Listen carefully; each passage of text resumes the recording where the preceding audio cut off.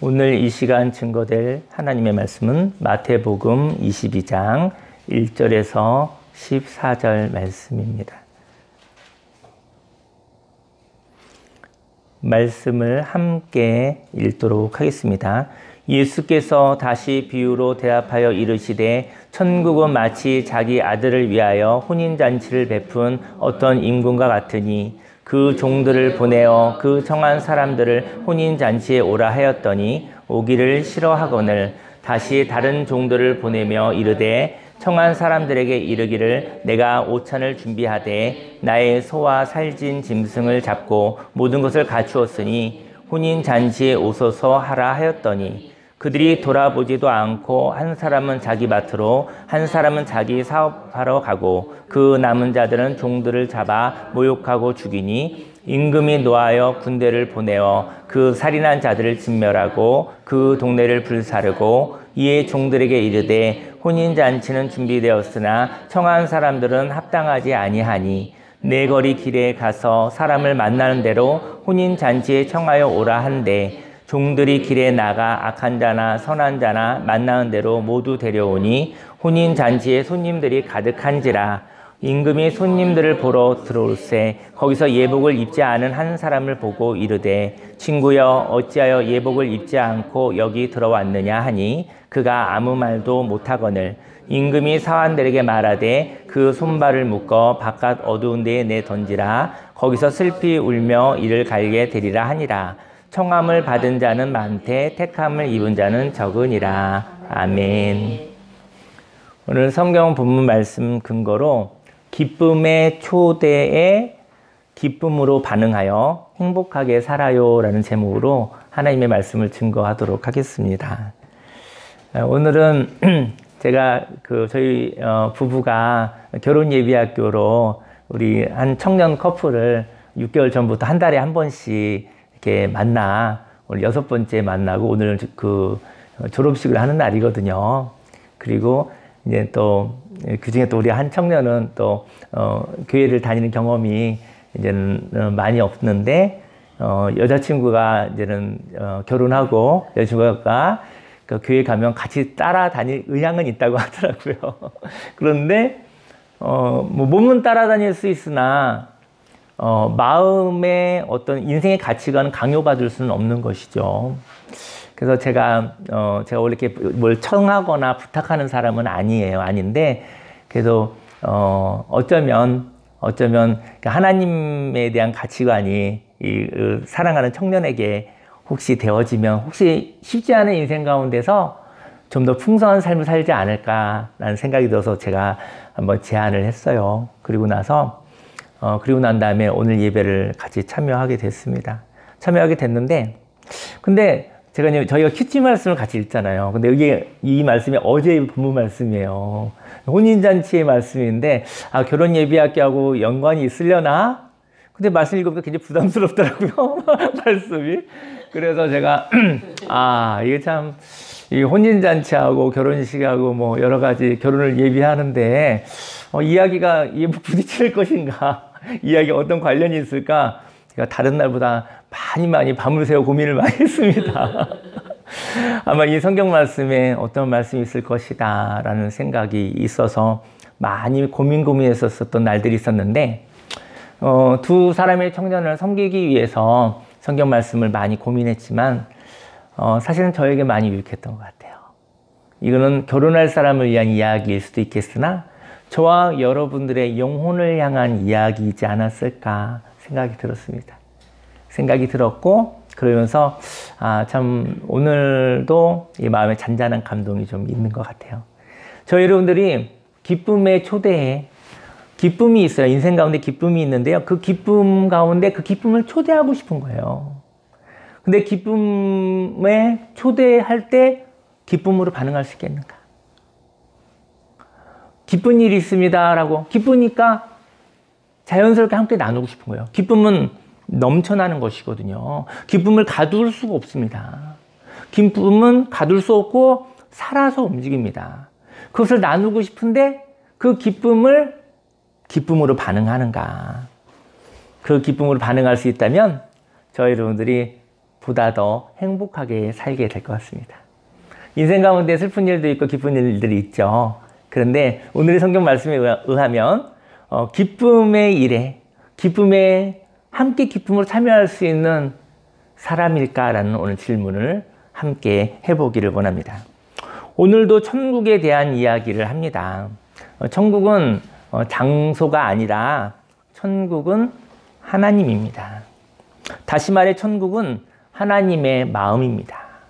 그리고 그 하나님의 마음과 함께 있을 때 그 장소가 천국인 것이죠. 만일 저와 여러분들이 어떤 장소에서 기쁨이 있는 것이 아니라 그 장소에 저희 여러분들 기쁨을 이제 경험할 때가 있죠.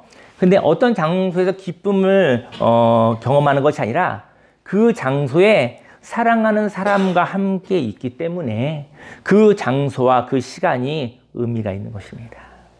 저와 여러분들이 사랑하는 사람, 기쁨의 대상과 함께 있는 자리가 바로 기쁨의 자리 천국인 것이죠. 바로 그 장소와 그 시간은 사랑하는 사람과 함께 있기에 천국인 것이지요. 오늘 성경은 천국은 자기 아들의 혼인잔치를 베풀 때의 임금의 마음이라고 이야기하고 있습니다. 1절 말씀에 예수께서 다시 비유로 대답하여 이르시되 천국은 마치 자기 아들을 위하여 혼인잔치를 베푼 어떤 임금과 같다고 그랬어요. 임금과. 천국은 어떤 장소다 하지 않고 천국은 임금과 같다. 천국은 왕과 같다. 천국은 왕의 마음과 같다라고 얘기를 하고 있는 것이죠. 혼인잔치는 참 기쁜 날입니다. 그리고 그날의 결혼식 잔치의 시간은 오늘 이 성경 말씀은 왕의 후계자를 정하여 임명하는 시간이라고 합니다. 왕의 아들의 결혼식. 근데 그 자리는 왕의 후계자를 정하는, 임명하는 시간이라고 합니다. 품만의 자식이 장성하여 왕자로서 양육을 받았겠죠. 그리고 장성하여 결혼하여 어른이 되는 거예요. 독립적인 인격체가 되는 거예요. 부모의 품 안의 사람이 아니라 부모와 똑같은 어른이 되는 거예요. 그래서 결혼을 하게 되면 이런 얘기 있다고 그래요. 결혼을 하기 전에는 부모와 자식의 관계인데 결혼을 하고 나면 부모와 자식은 선배와 후배가 되는 것이죠. 인생 가운데서 선배와 후배가 되는 것이죠. 품 안에서 조종하고 이끌어주고 교육하고 끌고 다니는 것이 아니라 그래서 자녀가 성인이 되고 또 성인이 된 다음에 결혼을 하고 간다면 한 가정의 남편이 되고 아내가 되고 또 더 나아가 아빠가 되고 엄마가 되고 이러면서 인생의 선후배가 되는 거예요. 그는 내 자식이기도 하지만 품 안에서 내 자식이기도 하지만 이제는 인생의 친구가 됐습니다. 인생에 조금 제가 먼저 태어났고 그리고 인생의 후배가 될 것이죠. 오늘 왕은 왕자의 결혼에 너무 기쁨이 있는 것입니다. 내 사랑하는 자녀가 이제 인생의 선후배가 된 것이죠. 그래서 품 안의 자식이 장성하여 결혼하여 어른의 삶을 시작하니 이것은 정말 기쁜 일이었습니다. 그리고 임금의 역할을 이제 동일하게 할 수 있으니 이 또한 기쁜 일이 아닐 수 없는 것이죠. 그래서 종들을 보내어 혼인잔치에 초청을 하는 거예요. 내 아들이 결혼을 합니다. 내 아들이 이제는 왕이 될 것입니다. 왕의 권위를 갖고 왕의 능력을 가지고 이제 저의 후계자가 될 것입니다. 이러한 기쁜 소식을 전하고 싶은 것이죠. 그래서 종들을 보내 혼인잔치에 초청하여 아들의 왕됨을 이야기하고 싶었던 것이지요. 3절 말씀에 그 종들을 보내 그 청한 사람들을 혼인잔치에 오라 하였더니 오기를 싫어하거늘 4절 말씀에 다시 다른 종들을 보내며 이르되 청한 사람들에게 이르기를 내가 오찬을 준비하되 음식도 맛있는 음식도 준비하고 또 소와 살진 짐승을 잡고 모든 것을 갖추어서 잔치잖아요. 그리고 혼인잔치에 오소서 기쁜 일이니까 오소서 같이 기쁨을 함께 나누십시다 라고 하였더니 왕자의 결혼을 기뻐하지 않는 사람들이 있었습니다. 저희 여러분들의 인생에 보면 이제 기쁨의 날이 있을 것 같아요. 오늘 비유로는 기쁨의 혼인잔치를 통해서 기쁨의 날을 얘기하고 있는 거예요. 여러분들 인생 가운데 기쁨의 날 가운데 여러분들의 기쁨의 날에 기쁨으로 반응하는 사람, 그가 진정한 친구입니다.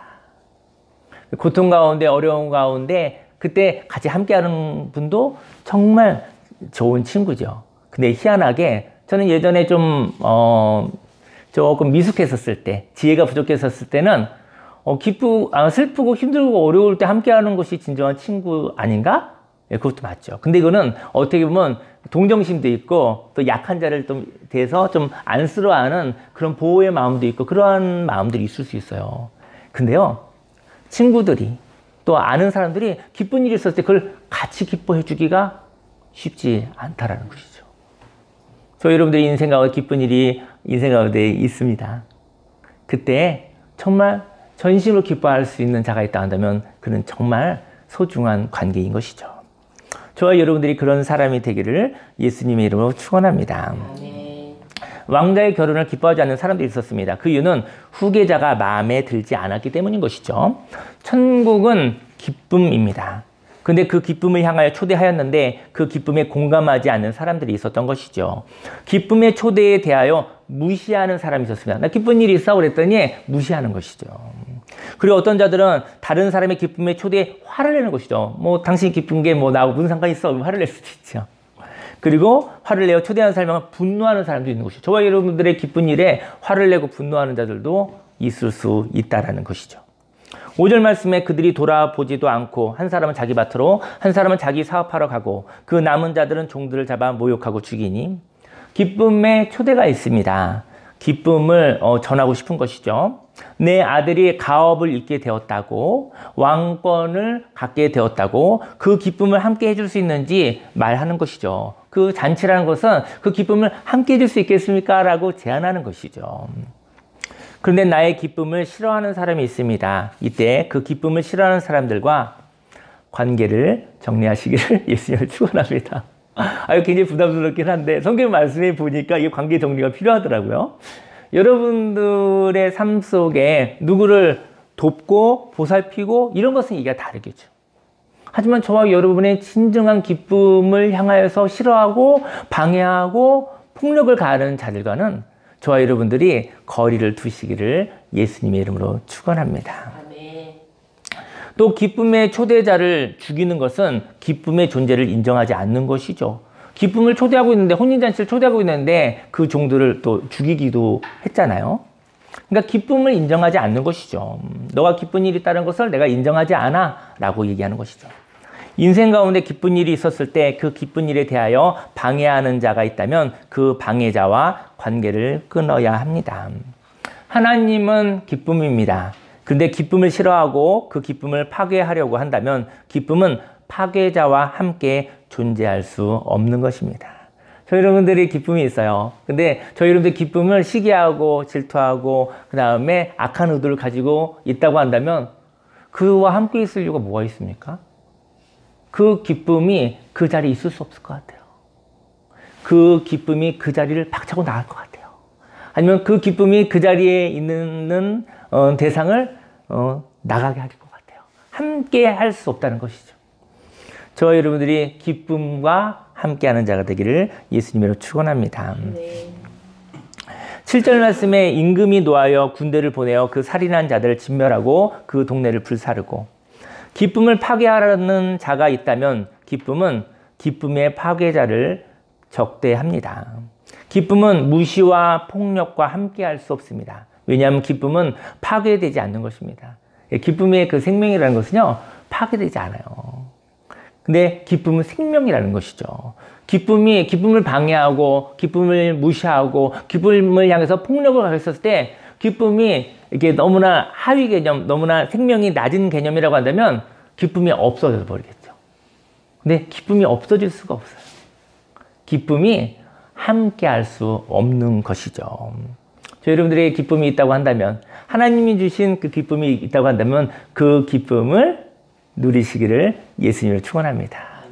기쁜 일이 있는데 어느 누가 방해를 하고 또 어떠한 오해가 있고 그것 때문에 그 기쁨을 잃어버릴 필요는 없는 것이죠. 잃어버리게 된다고 한다면 그것은 속는 것일 수가 있는 것입니다. 임금은 종들에게 기쁨의 혼인잔치가 준비되어 있고 그 기쁨을 함께하고 싶다고 말하십니다. 기쁨은 생명입니다. 그래서 함께 기뻐할 사람을 찾고 있는 것이죠.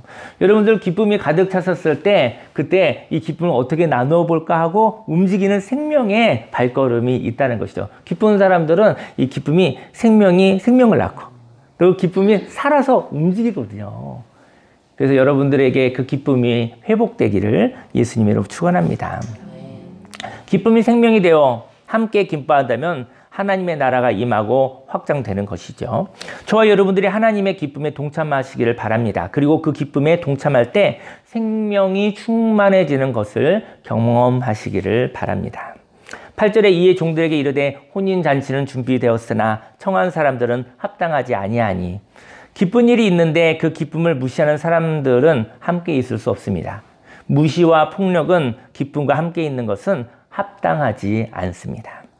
임금은 왕자의 결혼식 소식을 전하고 싶었습니다. 진리에 의하여 왕이 생겼음을 전하고 싶은 마음인 것이죠. 천국은 왕이 통치하는 대로 또 왕이 생긴 것을 의미합니다. 또 하나의 왕이 생긴 것입니다. 임금은 기쁨을 전하고 싶었고 그리고 그 기쁨에 동참할 사람들을 찾고 있었던 것이죠. 데살로니가 전서 5장 16절에서 18절 말씀에 항상 기뻐하라, 쉬지 말고 기도하라, 범사에 감사하라. 이것이 그리스도 예수 안에서 너희를 향하신 하나님의 뜻이니라. 하나님이 기쁨의 사람을 찾고 있습니다. 하나님은 생명입니다. 하나님은 기쁨입니다. 하나님은 기쁨의 사람을 찾고 있습니다. 하나님은 생명이며 기쁨이며 그 기쁨의 생명은 살아 움직이는 것입니다. 여러분들이 제가 기쁨을 선물로 받았을 때 그 기쁨의 생명을, 그 기쁨의 가치를 과소평가하지 않으시기를 예수님의 이름으로 축원합니다. 임금으로 비유되는 하나님은 사람들을 만나는 대로 혼인잔치에 초대하고 있습니다. 하나님은 살아계신 분이십니다. 인생에는요, 정해진 것이 없어요. 인생에는 정해진 운명이 없습니다, 사실은. 인생에 정해진 것이 있다고 바라보면 정해진 것은 있습니다. 하지만 인생에 정해진 것이 없다고 생각하면 정해진 것은 하나도 없습니다. 저희 여러분들이 계획도 하고 예상도 하고 추측도 하지만 그냥 그거는 이렇게 스케치할 뿐이죠. 아마 이런 일이 일어나지 않을까라고 스케치할 뿐이지만 그거대로 반드시 이루어지지는 않습니다. 여러분의 인생은 경험하면서 대략적인 밑그림을 그려가고 살아가고 있지만 그것과 다른 삶을 경험하며 살아가고 있는 것이죠. 하나님은 살아계신 분이십니다. 인생에서는 정해진 것이 없습니다. 누구나 정해지지 않았기에 변화의 가능성이 있었던 것이죠. 종들은 사람들을 판단하지 않았습니다. 사람들에게 기쁨의 소식을 전하였던 것이죠. 9절 말씀에 내 거리 길에 가서 사람을 만나는 대로 혼인잔치에 청하여 오라 한대. 종들이 길에 나가 악한 자나 선한 자나 만나는 대로 모두 데려오니 혼인잔치에 손님들이 가득한지라. 혼인잔치에 손님이 가득했습니다. 근데 손님들 중에 과거에 악한 자가 있었던 거예요. 어떻게 과거로 보면 알죠. 저 사람 악한 사람이야. 이렇게 평가가 있을 수 있잖아요. 과거에 악한 자가 있었습니다. 그리고 또 과거에 저 사람 참 선한 사람이야? 이런 선한 행동의 결과를 가지고 있는 사람도 있을 수 있겠죠. 하지만 이런 과거는 기쁨의 초대에 아무런 영향을 줄 수가 없습니다. 악한 자라도 기쁨의 소식을 들은 후 인생의 관점을 바꾼다면 그는 기쁨에 동참할 수 있는 사람인 것이죠. 또 과거의 선한 자라도 기쁨의 초대에 반응하지 않는다면 그 선함으로도 오늘을 천국과 같이 행복하게 살 수 없을 것입니다. 이스라엘에서는 혼인잔치에 초대할 때 예복을 함께 보낸다고 해요. 우리 이제 그 큐티 집에 보니까 그런 얘기가 써 있더라고요. 옛날에 이 성경에 썼을 때 좀 이상하다, 그럴 수도 있지 않나 이런 생각을 했었는데 혼인잔치를 할 때 그때 예복을 같이 보낸다고 합니다.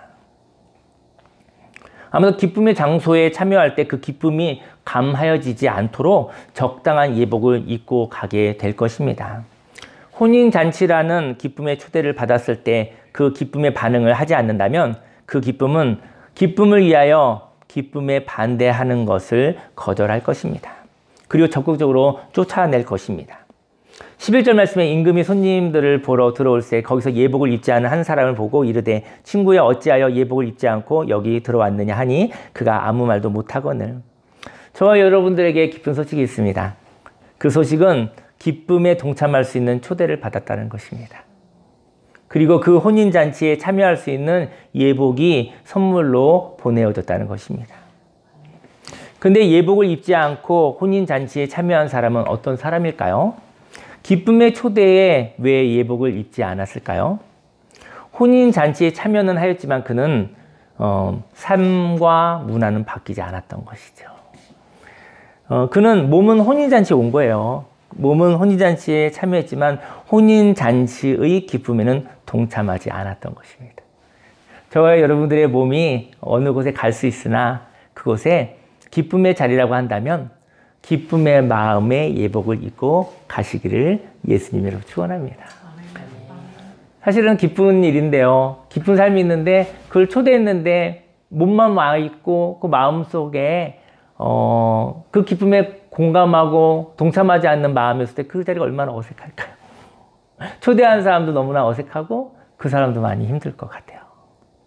그래서 기쁨의 초대가 있으며 그 기쁨의 초대에 함께 참여할 수 있는 기쁨의 예복을 저와 여러분들에게 주셨다는 것이죠. 바로 그 기쁨의 예복을 입으시기를 예수님으로 축원합니다. 임금이 사환들에게 말하되 그 손발을 묶고 바깥 어두운 데 던지라. 거기서 슬피 울며 이를 갈게 되리라 하니라. 청함을 받은 자는 많되 택함을 입은 자는 적으니라. 저는 성경 읽으면서 많이 부담스럽더라고요. 성경 읽으면서 많이 부담스러웠는데 청함을 받습니다. 제안을 받습니다. 하지만 소통이 된 자는 적다라는 것이죠. 하지만 누구에게나 소통의 문은 열려 있는 것입니다. 오늘은 결혼 예비학교에 참여했던 예비 부부 커플이 오늘 예비에 참석하였습니다. 평생에 하지 않는 일 해봤습니다. 아마 오늘 만나고 또 만난다는 보장이 뭐 은혜로 만날 수는 있으나 의무와 당연함과 책임감으로 만나는 관계가 아니라 제가 잘 못하는 제안을 해봤어요. 제가 저 부탁을 정말 못하는 사람이에요. 근데 제안을 했는데 천국에 가신 우리 이은혜 집사님,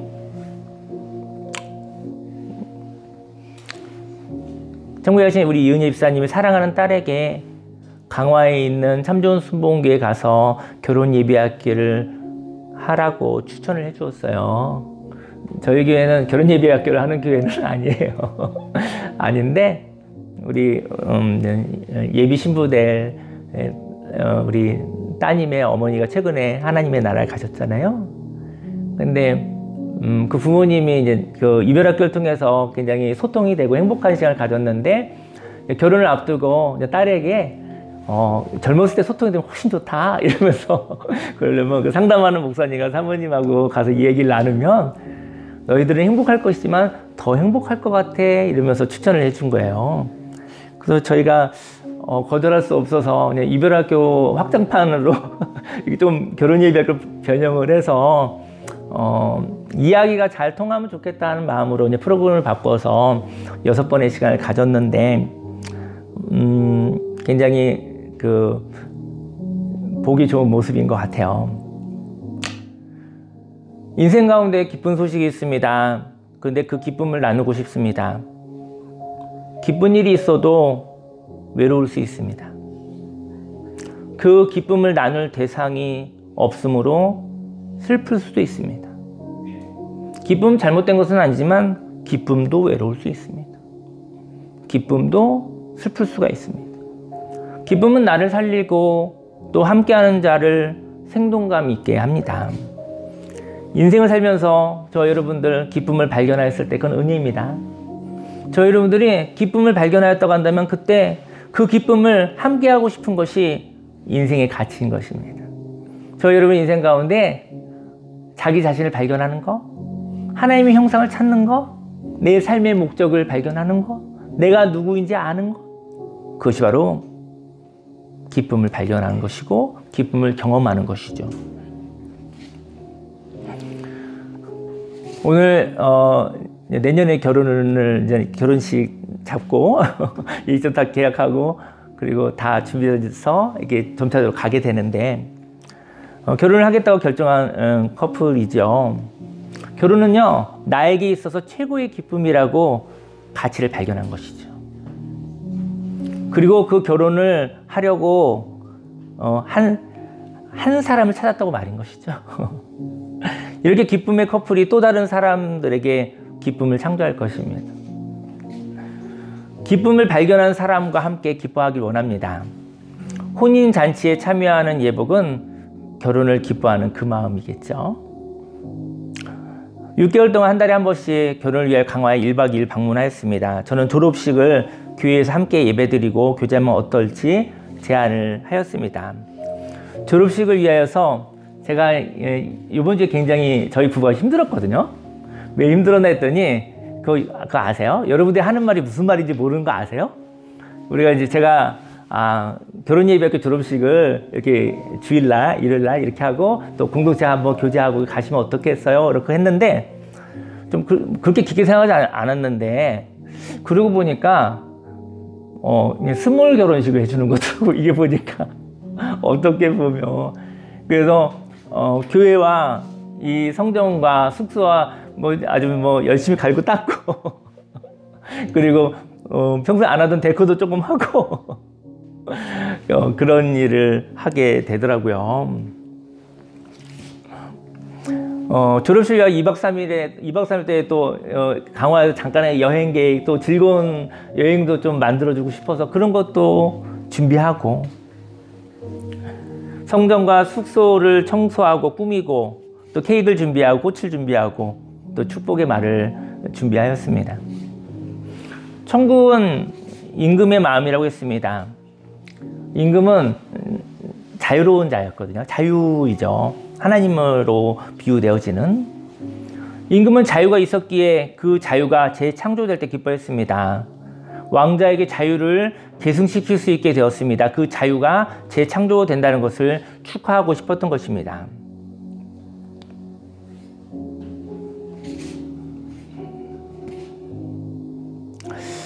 오늘 저는 이제 기도하기 원하는데요.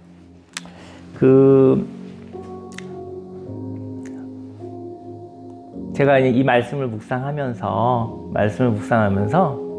제가 어떤 사람이냐면 우리 이 두 분에 제가 많은 축복을 받은 것 같아요.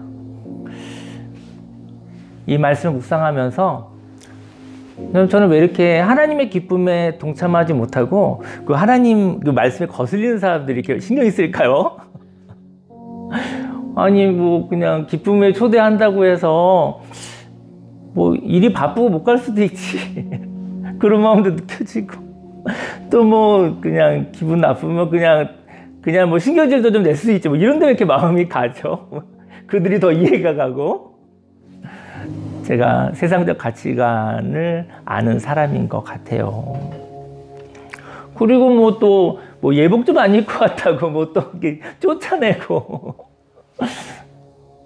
그럴까? 그런 생각도 들고.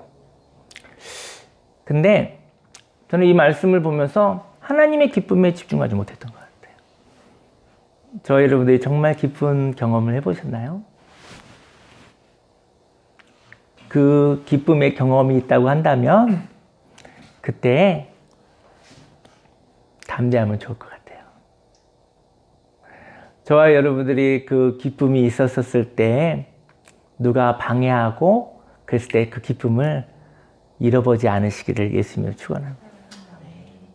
그리고 저는 이번 주에 제가 좀 착한 사람으로 살고 싶었었던 저로서 예수님 믿기 전에도 착하게 살고 싶었거든요.